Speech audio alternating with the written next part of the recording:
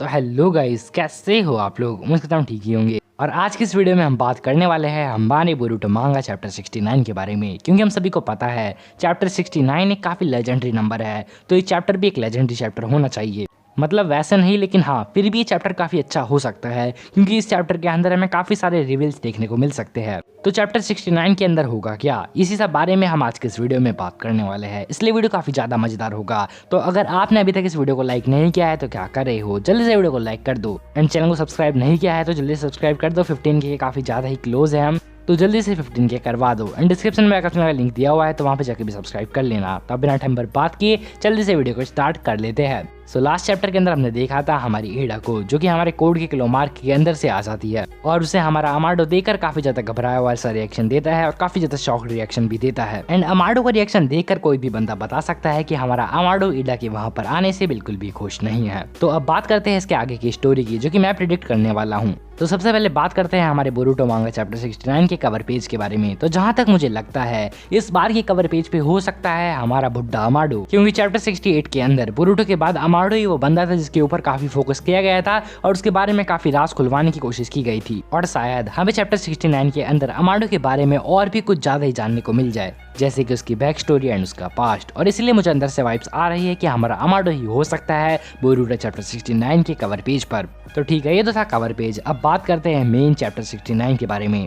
तो देखो, जहां तक मुझे लगता है तो बोरुटो मांगा चैप्टर 69 के अंदर कोई ना कोई तो ऐसा होगा जो कि हमारे एडा से भिड़ने लायक होगा। I am talking about delta. तो डेल्टा ही क्यों, हमारा बोरुटो क्यों नहीं, कावाकी क्यों नहीं? तो देखो, कावाकी जहां तक मुझे लगता है वो सो ही रहा होगा, क्योंकि उसका अटैक डायमंड ने उसके ऊपर रिफ्लेक्ट किया था और डायमंड का रिफ्लेक्शन अटैक कितना ज्यादा पावरफुल होता है ये तो हमें पता ही है। एंड सेकंड बंदा जो कि काबिल है हमारी एडा से लड़ने के लिए वो है हमारा बोरुटो। लेकिन मुझे जहां तक लगता है बोरुटो उसके फ्रेंड्स के साथ ही टाइम बिताएगा, क्योंकि या तो हमारे बोरुटो को पता लग ही नहीं पाएगा कि कोड विलेज में एंटर कर चुका है, या फिर उससे कोई बताएगा नहीं। तो हाँ, दोनों फाइटर्स जो कि हमारे एडा से लड़ने के काबिल है वो अभी शांत बैठे हैं, लेकिन डेल्टा हमारी एडा से लड़ सकती है। लेकिन क्यों?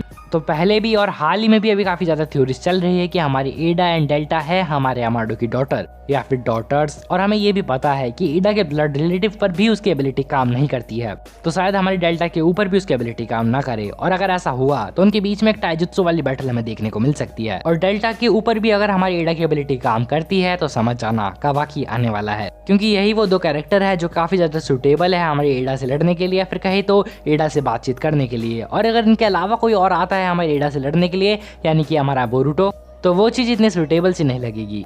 और नेक्स्ट चीज जो कि हमारे चैप्टर 69 के अंदर हो सकती है, और अगर वो नहीं हुई तो ये काफी बड़ा प्लॉट होल होगा। एंड वो चीज ये है कि जो हमारा अमाडो है वो हमारी एडा की एबिलिटीज से इम्यून होगा। एंड इफ अगर ऐसा नहीं होता है तो ये काफी बड़ा प्लॉट होल होगा। लेकिन क्यों? तो देखो, हम सभी को पता है कि हमारी एडा को किसने बनाया है। Yes, you are right, Amado ने। तो अमाडो उसके अंदर ऐसी एबिलिटी क्यों डालेगा जिसका असर उसके ऊपर भी हो? क्योंकि अमाडो को पता है भाई फ्यूचर में जाके उसी को दिक्कत हो सकती है इस एबिलिटी की वजह से, इसलिए ऐसा हो सकता है कि हमारा अमाडो एडा की एबिलिटी से इम्यून हो। और अगर वहाँ पे कावाकी आता है या फिर डेल्टा खुद रहती है तो हमारा अमाडो एक काम कर सकता है, वो कोड से थोड़ा बहुत नेगोशिएट कर सकता है। एंड एक और बात, हमारा अमाडो एडा या फिर कोड से तभी नेगोशिएट कर पाएगा जब वहाँ पर कावाकी नहीं होगा, और अगर वहाँ पे कावाकी होता है तो कावाकी खुद नेगोशिएशन करेगा। सो देखो, या तो हमारा कावाकी खुद चला जाएगा कोड एंड एडा के साथ टू प्रोटेक्ट नानादाई में, यानी कि 7th होकागे, या फिर अमाडो के समझाने पर कि अगर तुम नारुतो को बचाना चाहते हो तो तुम्हें इन दोनों के साथ जाना ही पड़ेगा। और to protect our boy Naruto हमारा कावाकी चला जाएगा उन दोनों के साथ। और शायद इस पॉइंट पर हमारे कोड के लिमिटर्स भी हट जाएंगे, क्योंकि भले ही वहाँ पर अगर डेल्टा हो या फिर भले ही वहाँ पर अगर कावाकी हो,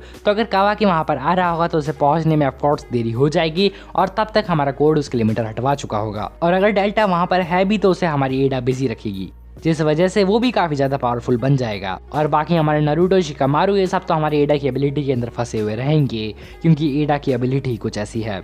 तो मुझे लगता है कि ये बोरुटो वहाँ पर आएगा नहीं, लेकिन अगर हमारा बोरुटो वहाँ पे आ जाता है तो फिर तो हमारे बोरुटो को उस खस्कार मिलने से कोई भी नहीं बचा सकता। एंड ऐसा मैं इसलिए कह रहा है क्योंकि अगर हमारा बोरुटो वहाँ पे आ जाता है तो वो उसके कारमा का यूज तो जरूर से करेगा ही, और जब उसके कारमा का यूज करेगा तो वो हमारे ब्याकुगान का भी यूज करेगा। एंड हमारा बोरुटो उस ब्याकुगान की हेल्प से कोड की काफी सारी मूवमेंट्स को प्रिडिक्ट करेगा या फिर कहे तो देख लेगा। तो इस वजह से हमारा कोड ना चाहते हुए भी हमारे बोरुटो का ब्याकुगान डिस्ट्रॉय करने की कोशिश करता है और वो दे देता है हमारे बोरुटो को एक स्लैश। और अगर वहाँ पे सास्के आ जाता है जिसके चांसेस काफ़ी ज़्यादा ही हाई है, क्योंकि भाई अगर नारुतो को बुलावा आया है तो वो हमारे सास्के को तो जरूर से उसके साथ लेके ही जाएगा। सो या एडा की एबिलिटी के अंदर आकर हमारा सास्के उचिया स्कार दे देगा हमारे बोरुटो को और सास्के भी शायद मारा जा सकता है। एंड इस टॉपिक के ऊपर मैं ज़्यादा बात नहीं करूंगा क्योंकि इसके ऊपर मैंने ऑलरेडी एक वीडियो बना रखा है, इसलिए भी आई बटन फ्लैश हुआ होगा, वहाँ पर जाकर आप इसे देख सकते हो।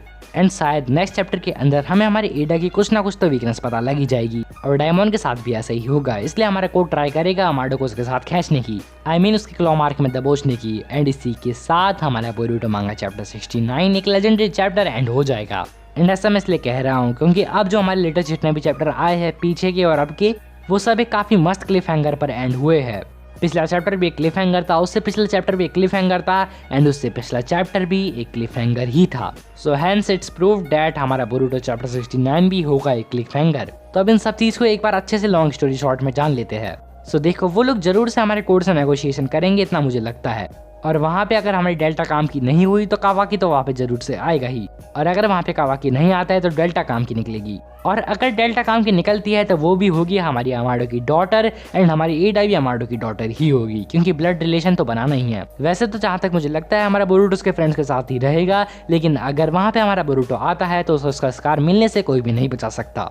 अमाडो के थोड़े बहुत सीक्रेट्स पता लग सकते हैं हमें एडा के मुंह से, एंड एडा की भी थोड़ी बहुत वीकनेसेस पता लग सकती है हमें अमाडो के मुंह से। एंड इसके बाद आता है हमारे बोरुटो चैप्टर 69 का क्लिफ हैंगर, यानी कि हमारा कोड ट्राई करेगा हमारे अमाडो को उसके क्लॉ मार्क्स के अंदर खींचने का। ऐसा होने की ज़्यादा चांसेस तो नहीं है, लेकिन एज एन क्लिफ हैंगर ये चीज़ भी अच्छी बैठ रही है। सो ये guys that's all for today. Video पसंद आया तो एक लाइक कर देना, चैनल सब्सक्राइब कर देना। मिलते हैं किसी और वीडियो में, तब तक के लिए सायोनारा शिता।